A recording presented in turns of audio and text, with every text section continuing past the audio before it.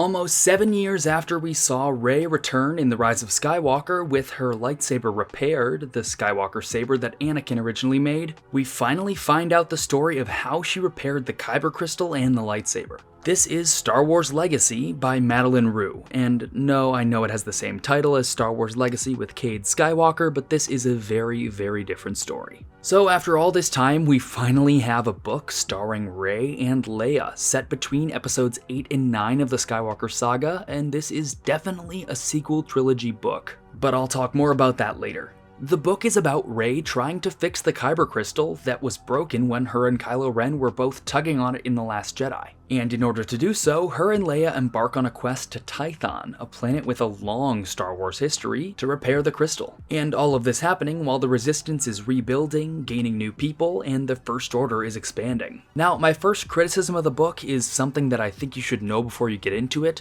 Don't expect a huge scale story here. I know there are huge scale stories that should be told during this time period. I mean, like, what does it look like when the First Order is conquering planets in the core worlds or planets with big defense fleets? But we are absolutely not getting that here, and that's okay, you just gotta know that going in. The world does feel pretty small here, but on the lighter side of that, it's pretty intimate.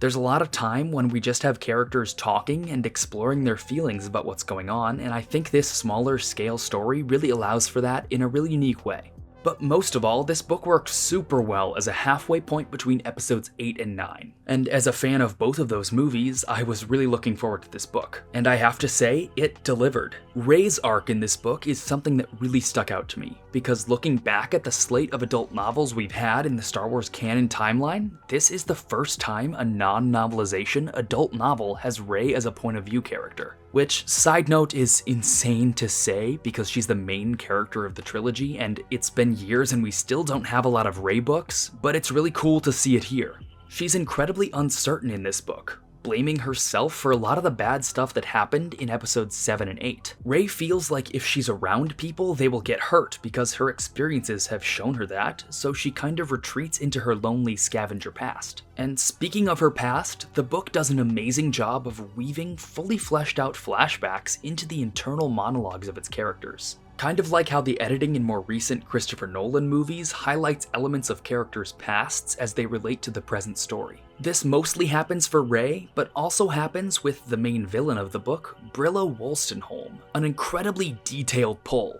from one page of one comic issue from 2019, Age of Resistance Rose Tico, Wolstenholme being a character that was responsible for a lot of the destruction that happened on Rose's homeworld. And it's from Wolstenholme's point of view that we get a lot of the First Order stuff in this book. Now, I definitely thought the First Order expansion and their actual plot was pretty lacking, but we did get a really nice character study and parallel to Rey in Wolstenholme. She's someone that is so motivated by revenge that she's literally decaying. It's really cool and ties into a lot of great stuff. From here on out though, I will be discussing a lot of spoilers, so just be warned if you haven't read the book and want to go in spoiler free, please stop now.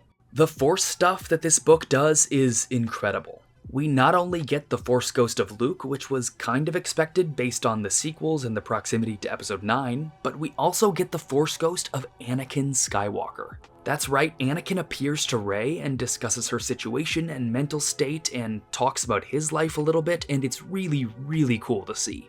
At around the same point, as I mentioned, Luke shows up as well, and he has a lot of scenes with Leia discussing Rey with her. And this is where one of the novel's greatest strengths come in, and that's its steadfast dedication to things that were established in Episode 9. In this book, Luke's line from The Rise of Skywalker, "Because you're a Palpatine. Leia knew it too," is addressed. Being a Force ghost and existing outside of time, Luke is able to see that Rey is a Palpatine, and he tells Leia in this novel. And then we have Leia grappling with telling Rey the truth and wanting her to find that out, but thinking about what it would do to her mental state. It's just really, really well done. But something that's really important, especially if you've read a lot of Star Wars books, is that this is definitely not a 90s or 2000s novel. This is firmly of the one canon character focused books, like Thrawn, or Leia Princess of Alderaan, or Dooku Jedi Lost. These books are about one character in particular, with some side plots featuring others. This book is that for Rey, which a lot of people were disappointed by, and I can understand. But to me it does Rey's character such justice that I don't really mind. Also, as a fan of the sequel trilogy, this book was incredibly rooted in the sequel era expanded universe, and you can really tell that Rue knows the era. The other plot that's not Rey and Leia or Brilla Wolstenholme is a story about rebels who tried to assassinate Wolstenholme following the atrocities that she committed in the Automac system.